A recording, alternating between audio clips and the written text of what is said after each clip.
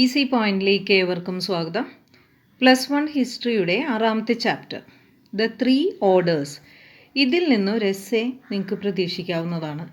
Analyse the features of 3 orders of medieval European society. എസ്സേയുടെ ഒരു ക്വസ്റ്റ്യനാണ് ഞാൻ ഇട്ടിരിക്കുന്നത്. ഇതിൽ നിന്ന് ഷോർട്ട് ക്വസ്റ്റ്യനായിട്ട് ഫസ്റ്റ് ഓർഡർ എന്താണ്, അല്ലെങ്കിൽ സെക്കൻഡ് ഓർഡർ എന്താണ്, തേർഡ് ഓർഡർ എന്താണ്, ആരാണ് ഫീഫുകൾ, ആരാണ് നോബിൾസ്, മനോറിയൽ സിസ്റ്റം, ഇങ്ങനെയൊക്കെ ഷോർട്ട് നോട്ട്സ് ആയിട്ട് നമുക്ക് പ്രതീക്ഷിക്കാം. മധ്യകാല യൂറോപ്യൻ സമൂഹത്തിൻ്റെ 3 ഓർഡറുകളുടെ സവിശേഷതകൾ വിശകലനം ചെയ്യുക. 8 മാർക്കിൻ്റെ ഒരു എസ്സേയാണ്. 3 orders of European society between the 9th and 16th centuries വർ.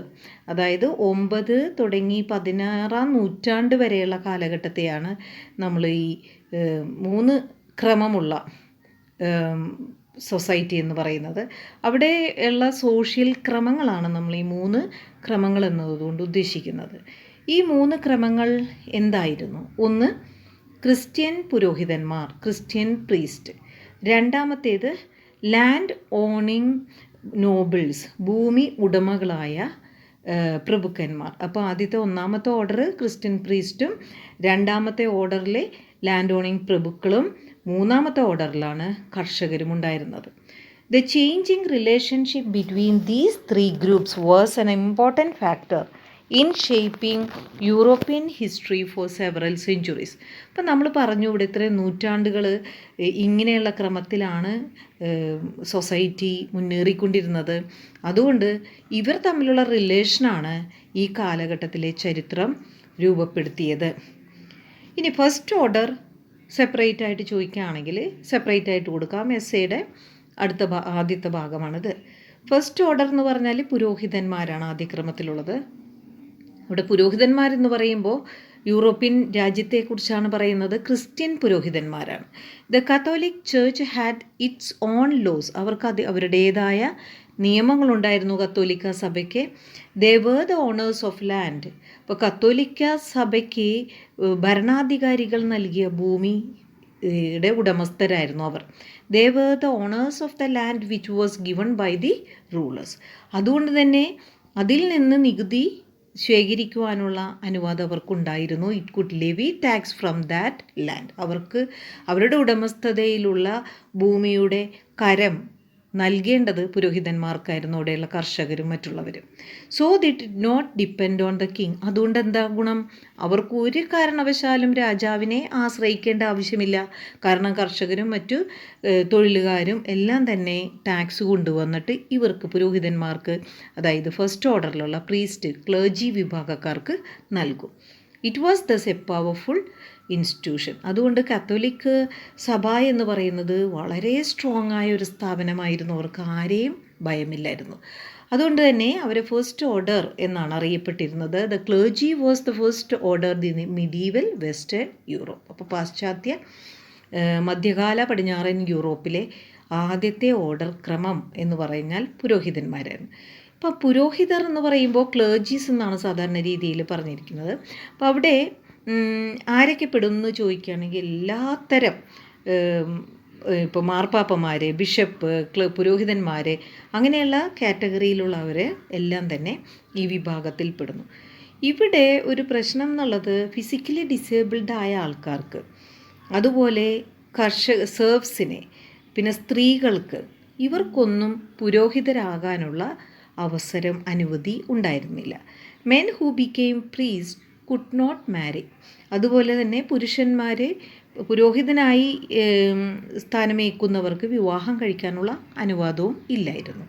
അപ്പോൾ അംഗവൈകല്യമില്ലാത്ത പുരുഷന്മാർക്ക് മാത്രമേ പുരോഹിതരാകാൻ സാധിക്കുകയുള്ളൂ എന്ന് നമ്മൾ പറയുകയും ചെയ്തു. Bishop had vast estate. അപ്പോൾ ബിഷപ്പുമാർക്ക് അതിവിശാലമായ എസ്റ്റേറ്റുകളുണ്ട്. And lived in grand palaces. അതായത് നമ്മുടെ രാജാക്കന്മാരെ പോലെ തന്നെ അത്രയും ഗംഭീരമായ കൊട്ടാരത്തിലാണ് മെത്രാന്മാരെ താമസിച്ചത്. അവർക്ക് വിശാലമായ എസ്റ്റേറ്റുകളുണ്ടായിരുന്നു. അവിടെ നിന്നുള്ള ടാക്സൊക്കെ ഇവർക്ക് ലഭിച്ചിരുന്നു. Church had the right to take 1/10 of the total produce from the peasants. അതായത് കർഷകരിൽ നിന്ന് 10ൽ 1 ഭാഗം ആണ് അവരുടെ ഉൽപ്പന്നത്തിൻ്റെ 1/10 ടാക്സായിട്ട് സ്വീകരിച്ചിരുന്നത്. അതുകൊണ്ട് തന്നെ ഇതിനെ ടിത്ത് എന്നാണ് പറയുന്നത്. TITHE എന്ന് പറഞ്ഞാൽ 1/10 എന്നർത്ഥം, ദശാംശം എന്ന് പറയാം. ഇപ്പോൾ കർഷകരിൽ നിന്നും മൊത്തോൽപാദനത്തിൻ്റെ ദശാംശം എടുക്കുന്നു, അതെടുക്കാൻ പള്ളിക്ക് അവകാശമുണ്ടായിരുന്നു. അതുകൊണ്ട് തന്നെ സമ്പന്നരായിരുന്നു എന്നർത്ഥം. Monks were religious people who choose to live isolated lives. അതുപോലെ തന്നെ സന്യാസിമാരെന്ന് പറയുന്നത് ഒരു മോങ്സ്, അങ്ങനെ ഒരു ജീവിതം ഉള്ള ആൾക്കാർ ഒറ്റപ്പെട്ട ജീവിതം നയിക്കാൻ തീരുമാനിച്ച ഒരു വിഭാഗത്തെയാണ് മോങ്സ് എന്ന്, സന്യാസിമാർ എന്ന് അറിയപ്പെടുന്നത്. അവർക്ക് മഠങ്ങളൊക്കെ ഉണ്ടായിരുന്നു. They lived in abbeys or monastery. Abbey എന്ന് പറയുന്നത് മഠങ്ങൾ എന്നാണ് ഉദ്ദേശിക്കുന്നത്. 2 well-known monasteries were established by Saint Benedict in Italy. അപ്പോൾ 529 സെയിൻറ്റ് ബെനഡിക്റ്റ് ഇറ്റലി സ്ഥാപിച്ചിരുന്ന മൊണാസ്ട്രി വളരെ ഫേമസ് ആയിരുന്നു. ആൻഡ് മറ്റൊന്ന് ക്ലൂനി ഇൻ ബർഗണ്ടി 910 ക്ലൂനി. അപ്പോൾ ഇതൊക്കെ പ്രശസ്തമായ ആശ്രമങ്ങൾ ആയിരുന്നു. ഇനി മോങ്സ് ടുക്ക് വോസ്, ഈ സന്യാസിമാരെ പ്രതിജ്ഞ എടുത്തിരുന്നു. They spend their time praying, studying and manual work. ഇതൊരു വ്യത്യാസ രീതിയിലുള്ള ജീവിതമായിരുന്നു. ഇവർ സന്യാസിമാർ പ്രാർത്ഥന, പഠനം, അതുപോലെ തന്നെ ശാരീരിക അധ്വാനത്തിലും അവരെന്തെങ്കിലുമൊക്കെ ജോലി ചെയ്തിരുന്നു. Abbeys were open to both men. അവിടെ പുരോഹിതന്മാർ എന്ന് പറയുന്ന സന്യാസിമാർ പുരുഷന്മാരുമുണ്ട്, അതുപോലെ കന്യാസ്ത്രീകൾ എന്നറിയപ്പെടുന്ന നൺസും ഉണ്ട്. നൺസിന് രണ്ടുപേർക്കും സെപ്പറേറ്റ് ആയിട്ടുള്ള മൊണാസ്ട്രീസ് ആയിരുന്നു. The were separate abbeys for men and women. സ്ത്രീകൾക്കും പുരുഷന്മാർക്കും, അതായത് സന്യാസികൾക്കും സന്യാസിനികൾക്കും പ്രത്യേകം മഠങ്ങളും ഉണ്ടായിരുന്നു. Monks and nuns did not marry. അവരും വിവാഹം കഴിച്ചിരുന്നില്ല. ഇനി monasteries developed into communities. ഈ മഠങ്ങൾ വലിയ ഒരു കമ്മ്യൂണിറ്റിയായി, സമുദായമായി മാറി. വലിയ വലിയ ബിൽഡിങ്ങുകൾ അവർ പണിതു, ലാർജ് എസ്റ്റേറ്റുകൾ സ്വന്തമാക്കി. അതുപോലെ തന്നെ സ്കൂൾസ്, കോളേജുകൾ, ഹോസ്പിറ്റലുകളൊക്കെ അവർ പണി കഴിപ്പിച്ചു. അപ്പോൾ അങ്ങനെ വന്നപ്പോൾ അവർ വളരെ നല്ല രീതിയിൽ അവർക്ക് ജീവിക്കാനുള്ള പണമൊക്കെ അവർക്ക് ലഭിച്ചു. ആബോട്ട് ഹിൽഡ്ഗാർഡ് വാസ് ദ ഗിഫ്റ്റഡ് മ്യൂസീഷ്യൻ. അപ്പോൾ മഠാധിപതിനെയാണ് ആബോട്ട് എന്ന് വിളിക്കുന്നത്. അപ്പോൾ അങ്ങനെയുള്ള വളരെയധികം കഴിവുള്ള സംഗീതജ്ഞനായ ആൾക്കാരൊക്കെ ഉണ്ടായിരുന്നു. അതുപോലെ ഫ്രീ ആർട്സ് എന്ന് പറയുന്നത് group of monk who choose to live among the people. അതായത് ആളുകൾക്കിടയിൽ ജീവിക്കാൻ താല്പര്യം കാണിച്ചിരുന്ന ഒരു വിഭാഗം സന്യാസിമാരെയാണ് ഇവിടെ ഫ്രീ ആർട്സ് എന്ന് വിളിക്കുന്നത്. അപ്പോൾ ഇവിടെ പ്രത്യേകം പറയണം, മോങ്സ്, ഫ്രീയാസ്, അതുപോലെ തന്നെ ബിഷപ്സ്, ഇവരൊക്കെ ഓരോരുത്തരുടെ ലൈഫ് സ്റ്റൈൽ എന്താണെന്നൊക്കെ പറയണം. They moved from one place to another and lived on charity. ഇവർ ഒരു സ്ഥലത്ത് നിന്ന് മറ്റൊരു സ്ഥലത്തേക്ക് മാറി താമസിച്ചു, ദാനധർമ്മമൊക്കെ ചെയ്ത് ഒക്കെയാണ് ജീവിച്ചത്. ഇനി ചേർച്ചും സൊസൈറ്റിയും തമ്മിലുള്ള ബന്ധം, ഇത് നിങ്ങൾക്ക് വേണമെങ്കിൽ ഒരു സെപ്പറേറ്റ് ഒരു ഷോർട്ട് ക്വസ്റ്റ്യൻ ആയിട്ട് പ്രതീക്ഷിക്കും. What are the relation between the church and society? സഭയും സമൂഹവും തമ്മിലുള്ള ബന്ധം വിശദമാക്കുക. ഇനി Christianity entered Europe and influence the most of the people. അപ്പോൾ യൂറോപ്പിൽ മുഴുവൻ ക്രിസ്തുമതം പ്രചരിക്കുകയും അത് ആളുകളെ വളരെയധികം സ്വാധീനിക്കുകയും ചെയ്തു. But they did not forget old belief in magic and folk tradition. എങ്കിലും അവർ പഴയ അവരുടെ നാടോടി പാരമ്പര്യം, അക്കാലഘട്ടത്തിലെ മാജിക് അവർ വിശ്വസിച്ചിരുന്നതിലൊന്നും അതൊന്നും അവർ മറന്നില്ല. Christmas and Easter became important dates. അപ്പോൾ 4th century ആയപ്പോഴേക്കും അത് തുടങ്ങി. ക്രിസ്മസും ഈസ്റ്ററും വളരെ ഇമ്പോർട്ടൻറ്റ് ഫെസ്റ്റിവലൊക്കെ ആയിട്ട് അവരും ആചരിക്കാൻ തുടങ്ങി. They replaced old pre Roman festivals. അപ്പോൾ അവിടെ ഒരു പ്രശ്നം എന്ന് പറഞ്ഞാൽ അവർ പഴയ റോമൻ കാലഘട്ടത്തിന് മുന്നുള്ള ഫെസ്റ്റിവൽസൊക്കെ അത് മാറ്റി, which were based on solar calendar. അത് സോളാർ കലണ്ടറിനെ ബേസ് ചെയ്തിട്ടുള്ള ഫെസ്റ്റിവൽസ് ആയിരുന്നു, അതൊക്കെ അവർ മാറ്റി സ്ഥാപിച്ചു. ദ ഈസ്റ്റർ ഡേ വളരെ ഫേമസ് ആയിട്ട് ഫെസ്റ്റിവലായിട്ട് അവർ ആഘോഷിക്കാൻ തുടങ്ങി. അതെന്തിൻ്റെ പ്രതീകമായിട്ടാണ് ഈസ്റ്റർ ആഘോഷിക്കുന്നത്? Mark the crucifixion of Christ. യേശുക്രിസ്തുവിൻ്റെ കുരിശുമരണത്തെക്കുറിച്ച്, ആൻഡ് ഹിസ് റീബർത്ത്, അദ്ദേഹത്തിൻ്റെ പുനരുദ്ധാനത്തെക്കുറിച്ചും ഒക്കെയുള്ള ആ ഒരു രീതിയിലാണ് അവരത് വിശ്വസിച്ചിട്ടാണ് ഈസ്റ്റർ ആഘോഷിക്കുന്നത്. From dead and it was celebrated on the replaced date of old festival. അതായത് ലൂണാർ കലണ്ടറുമായി ബേസ് ചെയ്ത് അവരുടെ പഴയ ഫെസ്റ്റിവലൊക്കെ മാറ്റി അവർ ആ കൂട്ടത്തിൽ ഈസ്റ്റർ ആഘോഷിക്കാൻ തുടങ്ങി. On the coming of spring people use to travel around their village lands on that day. അപ്പോൾ വസന്തം വരുമ്പോൾ ആ കാലഘട്ടത്തിലേക്ക് അവരവിടെയൊക്കെ നടന്ന് എൻജോയ് ചെയ്തിരുന്നു. ഹോളിഡേയ്സ് അവർ വളരെ സന്തോഷത്തോടെ വെൽക്കം ചെയ്തിരുന്നു.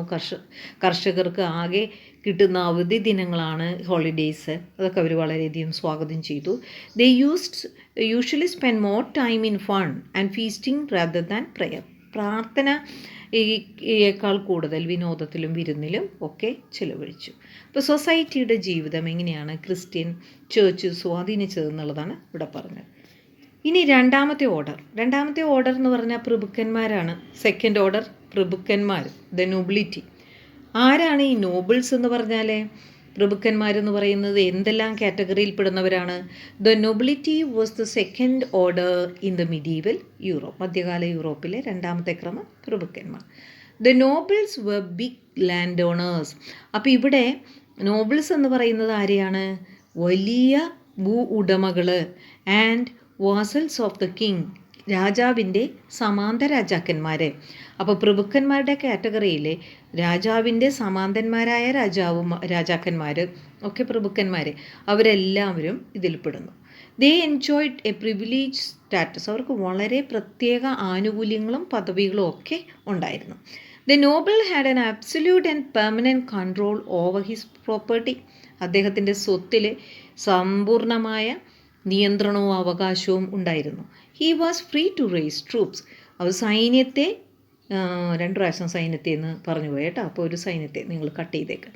അദ്ദേഹത്തിന് സൈന്യത്തെ സ്വരൂപിക്കാൻ സ്വാതന്ത്ര്യം ഉണ്ടായിരുന്നു. അതിനെയാണ് ഫ്യൂഡൽ ലെവി എന്ന് പറയുന്നത്. അപ്പോൾ എന്താണ് വാട്ട് ഈസ് ഫ്യൂഡൽ ലെവി എന്ന് ചോദിക്കുമ്പോൾ അത് പറയണം.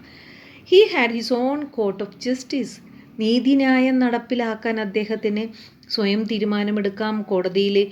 കോടതി സ്വരൂപിച്ച് ശിക്ഷാ നടപടികൾ കൽപ്പിക്കാം. He could coin his own money. നാണയം ഉണ്ടാക്കാം. നാണയം മിൻറ്റ് ചെയ്യാനുള്ള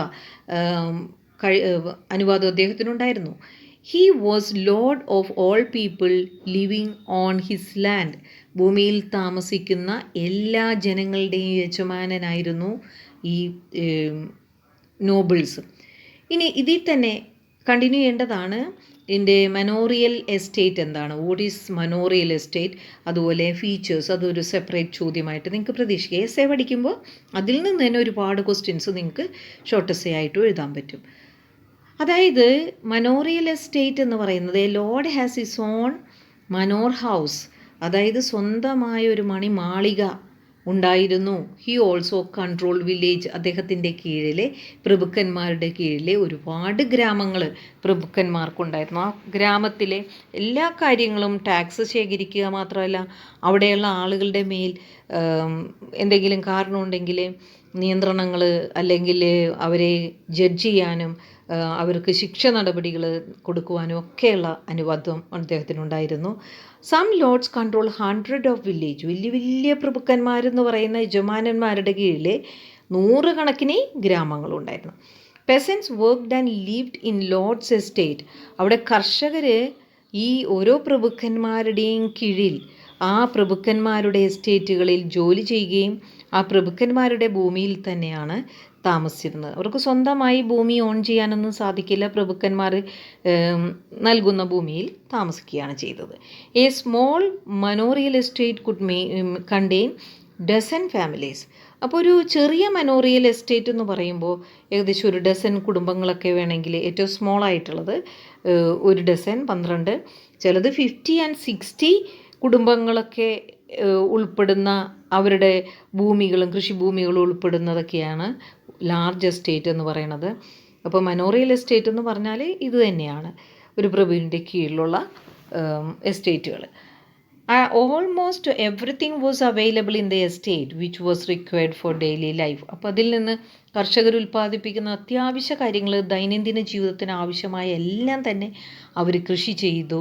ധാന്യങ്ങൾ അവർ ഫീൽഡുകളിൽ വിതച്ചു, കൊയ്തു. Grain was grown in the field. അതുപോലെ ഈ മനോറിയൽ എസ്റ്റേറ്റിൽ കർഷകർ മാത്രമല്ല, ഒരുപാട് പല കരകൗശല തൊഴിലുകൾ ചെയ്യുന്ന കൊല്ലന്മാരെ, മരപ്പണിക്കാരെ, blacksmith and carpenters maintain the lord's implements and repairs his weapon. അതും ഈ പ്രഭുക്കന്മാർക്ക് വേണ്ടിയാണ് അവർ ജോലി ചെയ്യേണ്ടത്. കമാരന്മാരും മരപ്പണിക്കാരും തമ്പുരാനെ അല്ലെങ്കിൽ യജമാനനെ പരിപാലിച്ചിരുന്നു.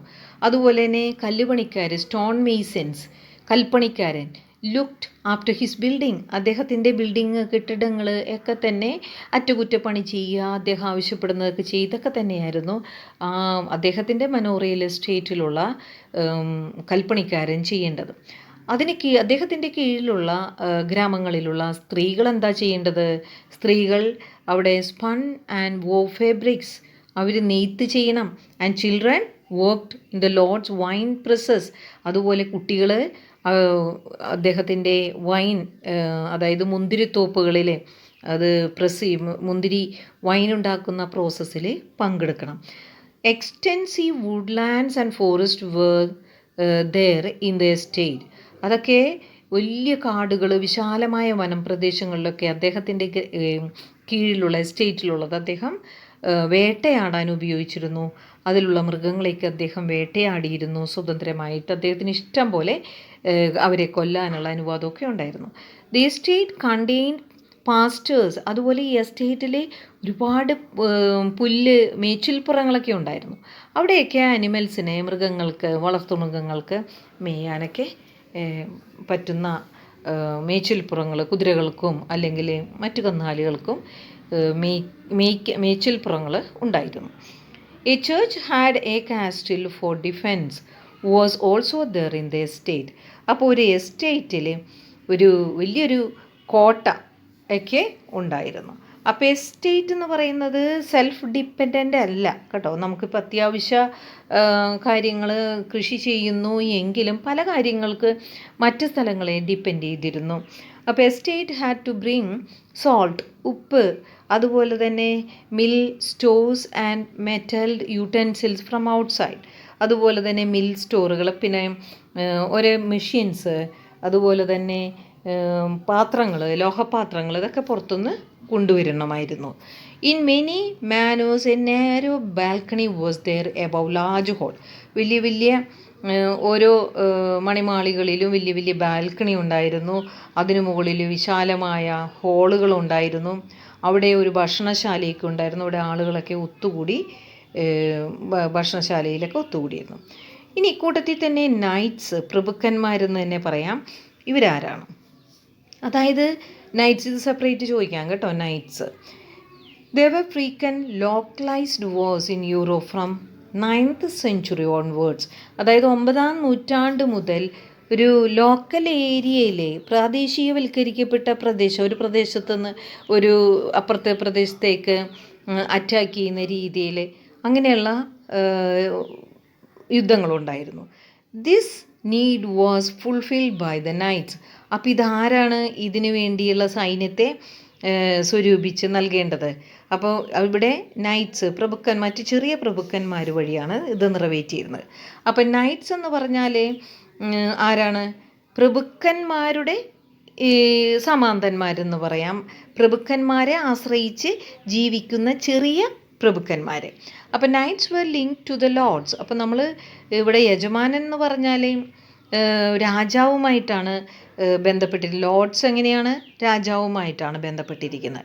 അതുപോലെ ചെറിയ പ്രഭുക്കന്മാരോ, വലിയ പ്രഭുക്കന്മാർ ലോർഡ്സുമായിട്ട് ബന്ധപ്പെട്ടിരിക്കുന്നു.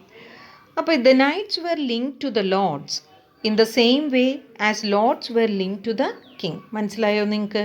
അപ്പോൾ ഇവിടെ യജമാനൻ എന്ന് പറയുന്ന വലിയ തമ്പുരാൻ, വലിയ പ്രഭുക്കന്മാരെ രാജാവുമായി ബന്ധപ്പെട്ടിരിക്കുന്നവർ രാജാവ് കൊടുത്ത ഭൂമിയിലാണ് കർഷകരോട് ടാക്സ് വാങ്ങിക്കുകയൊക്കെ ചെയ്യുന്നത്. എന്നിട്ട് ഇവരെന്താണ് ചെയ്തിരിക്കുന്നത്? ഇവർ ചെറിയ പ്രഭുക്കന്മാർക്ക് ഇവരുടെ ഭൂമി നോക്കാനും പരിപാലിക്കാനും സൈന്യത്തെ ശേഖരിക്കാനും ഒക്കെ ഏൽപ്പിക്കുന്നുണ്ട്. അവരെയാണ് നമ്മൾ നൈറ്റ്സ് എന്ന് വിളിക്കുന്നത്. A piece of land was given to the knight by the lord called fief. ഞാൻ പറഞ്ഞില്ലേ, ഇപ്പോൾ ഒരു വലിയ വിശാലമായ 100 ഗ്രാമങ്ങളൊക്കെ നോക്കാൻ ഒരു ലോർഡിന് സാധിക്കില്ല, ഒരു യജമാനന് സാധിക്കില്ല. അപ്പോൾ അതുകൊണ്ട് എന്ത് ചെയ്യും, അപ്പോൾ ഓരോ ഭാഗങ്ങളാക്കി, ഓരോ കഷ്ണങ്ങളാക്കി ചെറിയ പ്രഭുക്കന്മാരെ, ഇപ്പോൾ 2 സ്ഥലത്തും പ്രഭു എന്ന് പറയുമ്പോൾ നിങ്ങൾ കൺഫ്യൂഷൻ ആകണ്ട. ആദ്യത്തേത് നിങ്ങൾ യജമാനെന്നോ തമ്പുരാനെന്നോ കൊടുക്കാം, രണ്ടാമത്തെ നമുക്ക് ഈ നൈറ്റിനെ വേണമെങ്കിൽ പ്രഭു എന്ന് കൊടുക്കാം. In exchange the knight use to pay regular ഫീ.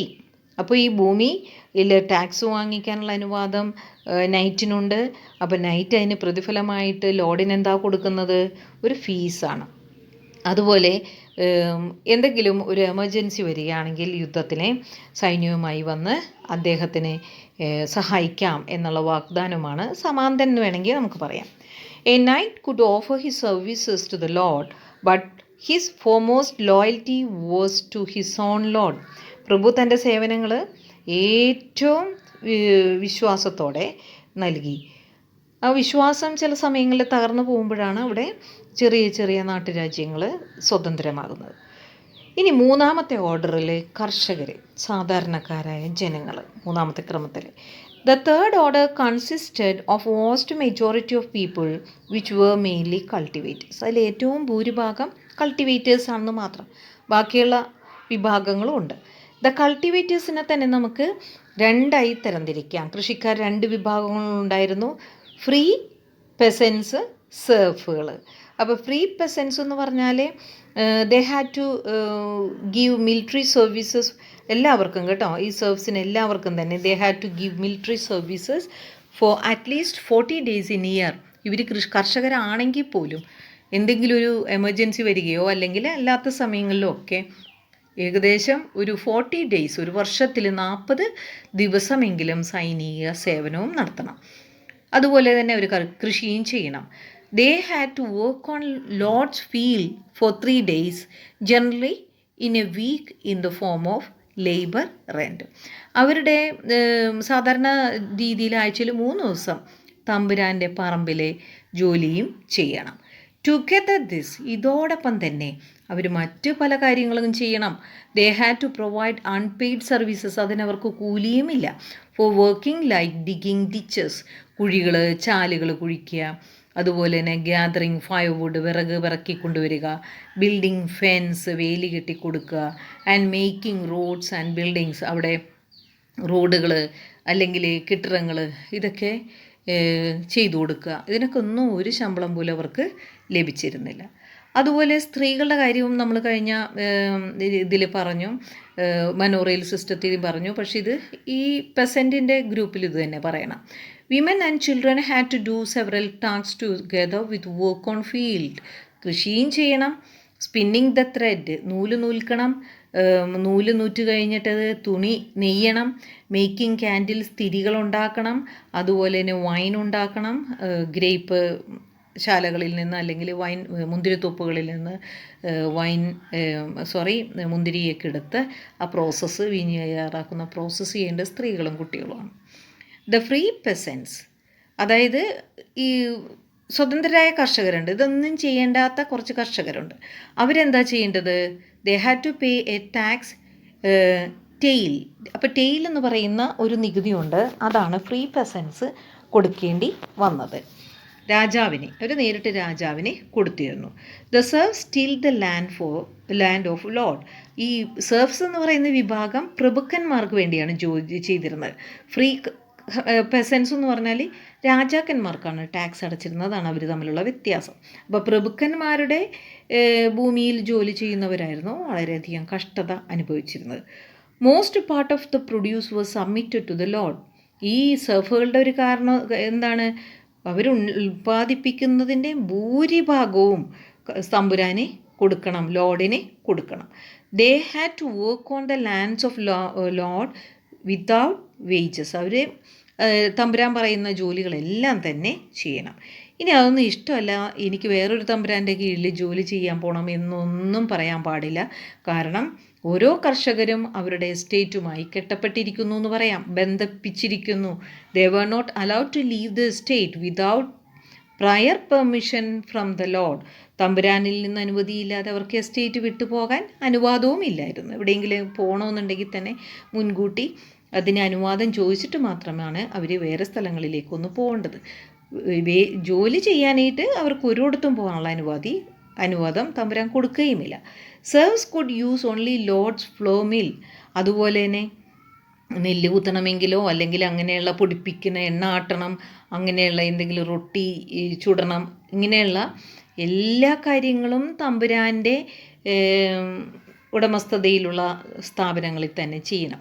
ധാന്യം പൊടിപ്പിക്കാൻ യജമാൻ്റെ മില്ല് ഉപയോഗിക്കണം, റൊട്ടി ചുടാൻ അവരുടെ ഓവൻ ഉപയോഗിക്കണം, ചൂള പോലെയുള്ള സ്ഥലം, വീഞ്ഞും ബിയറും വാറ്റാനായിട്ട് അവൻ്റെ വൈൻ പ്രസ്സുകൾ ഉപയോഗിക്കണം.